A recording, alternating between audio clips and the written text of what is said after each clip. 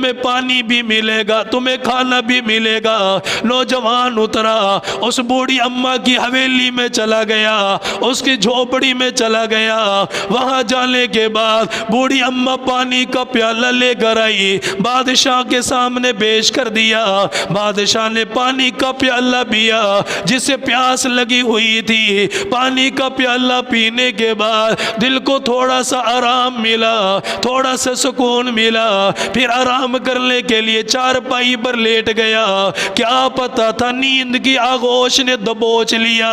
सारी रात सोता रहा। जब सुबह को बेदार हुआ, सारा मंजर देखकर हैरान हो गया।